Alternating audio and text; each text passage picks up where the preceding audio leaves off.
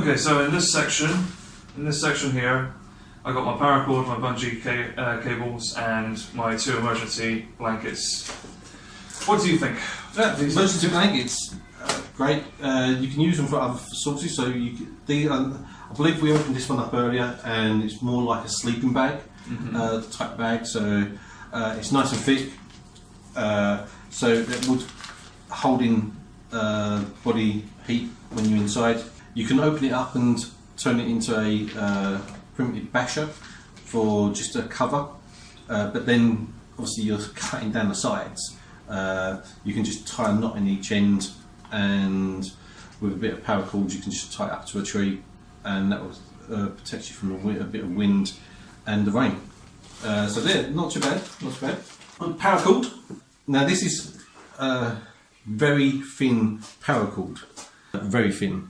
It'd still be strong, it'd be good enough for most things, but I wouldn't use it to try and abseil down, or not abseil down, to climb up or climb down any trees or mountainsides. You've got hardly any grip on there. You'd have to make some large knots in these to make sure you've got some grip. But it's good for just a general paracord for your actual camp bug out place. Tying up, lashing up twigs, well not twigs, branches to make your den be good. Yeah, okay, good. Bungees always good. Now these are quite heavy bungees, quite surprised. Not bad for the pan shop though. No, not bad, good, but they are quite heavy. There are lighter ones out there, so these would be really strong ones. So good for quickly lassoing up something or securing something to a tree. Good for your basher if you've got a basher to string it across. Yeah, they're alright. Very good. So, would you say this pocket is good for a 72-hour survival bag? Yeah, I suppose so. It'd be alright. It would do. It would definitely do. You've got something what keeps you alive. That's the thing. So as long as it keeps you alive, it's good. Let's move on to this next section here. It's something that you will recognise as it was a gift from you to me. And I've also got some other stuff here. Okay. As you saw before, fishing line, a whistle, and a credit card survival tool. I do like these. I've got a few of these of my own. They're nice and easy. Set them up. You've got an instant little stove. Recommend them. Obviously, that's my personal opinion. Doesn't take up too much space, and you've got a fire straight away. You don't have to worry about how you're going to cook something when you've got something like this. So, what do you think of the fishing line? Fishing line's fishing line. Obviously, you're going to have a twig or a branch, thin one, as your rod. Personally, I've never been very good at fishing. So, same here. It's another way of catching food. You know, so yeah, it's decent to have. It's better to have it and never use it than need it and not have it. You know, absolutely.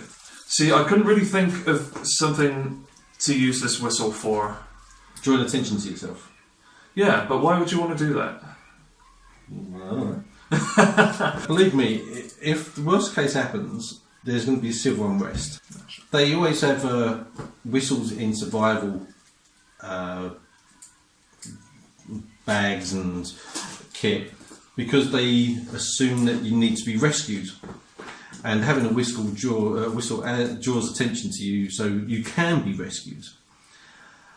But if you don't want to be rescued and you want to survive off grid and you don't want to be found, don't have a whistle.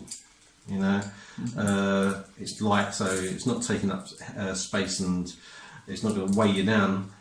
But I haven't got a whistle in my kit because if things we were planning for happen, I don't want to draw anyone. I don't want to draw attention to myself. And I've got kids with me, and if they found it, they'd be blowing on this all day, and it'd be driving me around the bend.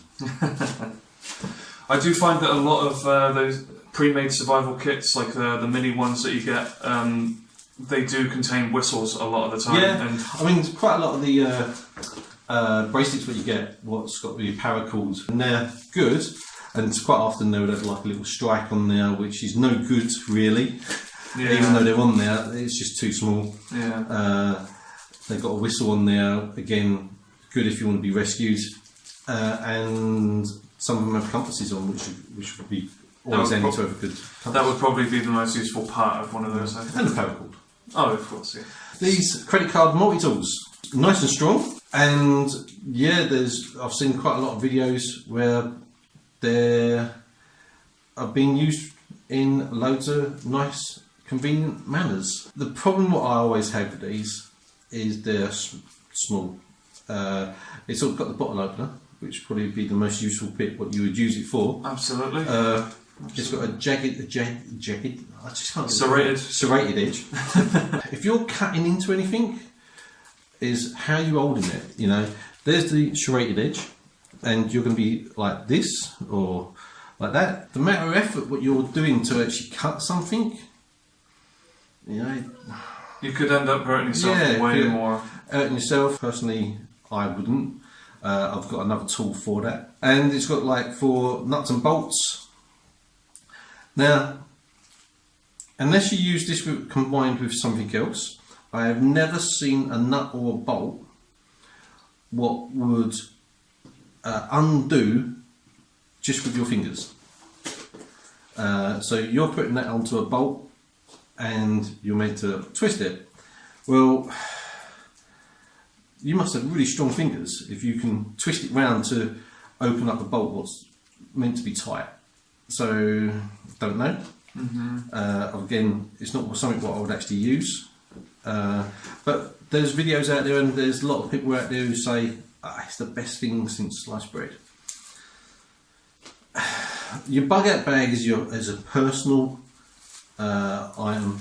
Really, it's a personal thing. So it's what's comfortable for you. And you may go through this and put some comments on and say, "Oh, Mark, you're talking a load of shit." But everyone's got their own personal opinion. I wouldn't use them. They're nice and handy. What can I say? I'm not a fan of them, so. Personally, I was thinking of taking it out because I just think that it's like a newbie trap. Yeah. I think getting one of those is pretty much pointless because anything that you would super need one of those for, you've probably already got a tool for it. Yeah. So it's just no point. I've only got that one because it was included in one of those survival kits mentioned earlier. Anyway, I've got this magnesium rod here for lighting fires. Yes, you've got a magnesium rod to start a fire. Unless you've used these before, it will take you a little while. You do need to practice. And you see loads of people out there saying, strike it, you can get a fire going in no time. Sorry, there's a load of waffle. It does take a little bit of practice. Knowing the kindling, what you need, when you're going to strike this, where's the spark going to go onto? I suppose you could raid your first aid kit to see if there's cotton wool there. There is. So yes, you can use that, but now you're raiding your first aid kit. Yeah.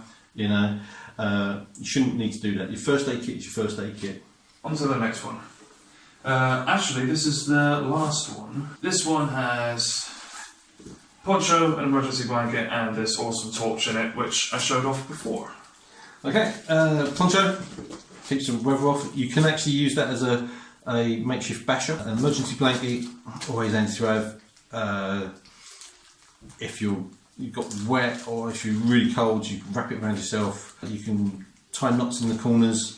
Use it as a basher to keep the rain off you. Or if you're actually making your den, I would say, and you want to give a bit of waterproof for your roof, you line this over before putting all your logs and the moss or anything over the top. It just gives that a bit of waterproof. Also, it's aluminium, so it will keep the heat in. Wind up torch. Yeah, man. Yeah, good. There's quite a few of these on the market. To show you, you've already probably seen it in earlier. This one is just you push it in and it powers it up. again, no batteries, so it's going to last until the bulbs go. Yeah, it's great. I would recommend getting one what's got a radio on it, because it's always handy to listen into any radio messages, what's coming out, just to get information.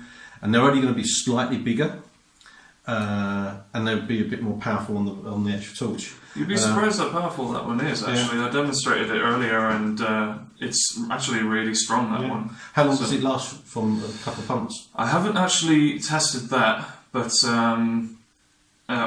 it seemed to last like a good few minutes when I tested it, like a little bit when I first got it. But yeah, like it's super good, and like it doesn't take much to just pump it up again. And even a child can do it. So if you've got children, I know they're going to think it's a toy. They'll be able to do it, and it will make it easier for them to get around at night. The last thing that I've got here in this pouch is my binoculars. I've got a nice little compass on as well. Boy, it's amazing how many things they've bung compasses on now. It seems like most I would rather take a compass over a bottle opener any day. That is true. You're always going to need compasses. But yeah, how powerful are they?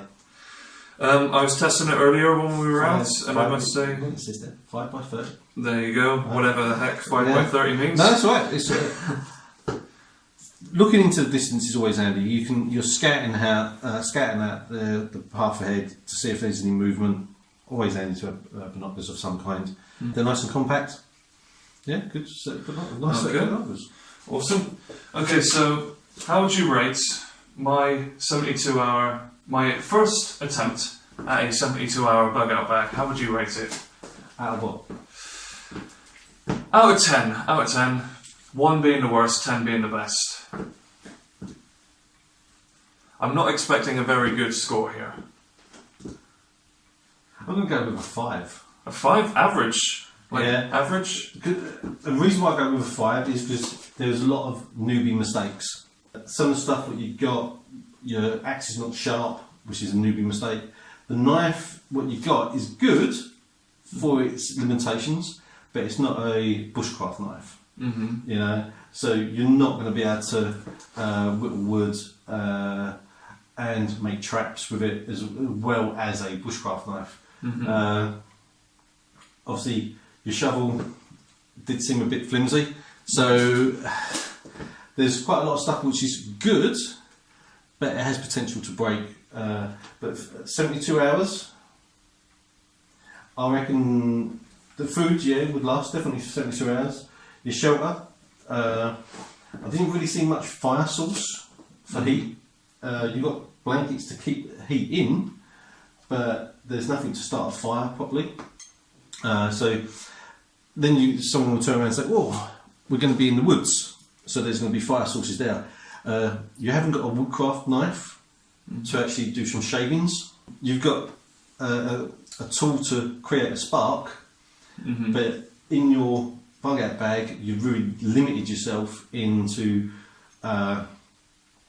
surviving comfortably. Yeah. You know, so you can survive. That's one.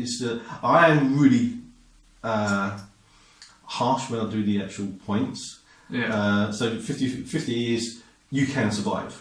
Mm-hmm. You know, how well you survive is something different. Yeah, I see. Not very comfortable then. No. Well, there you go. That was my bug out bag, and that was Mark's opinion on it. Only 5 out of 10, which I expected a lot worse. So, shall we go through your bug out bag and you show me how to do it? Well, now, as again, bug out bags are tailor-made, and because I'm doing a lot of videos at the moment, the bug out bag what I'm using is when I go out and do the videos. Mm-hmm. So it's not the actual one. In the case of emergency, I haven't got all the medical supplies for my children because my children don't come with me when I go out in the thing. So this bag what will come with me, but this is a bug out bag what I've made up for doing the videos and camping, and still falls in line with the bug out scenario. Alright, sounds good. Okay. Let's have a look at it.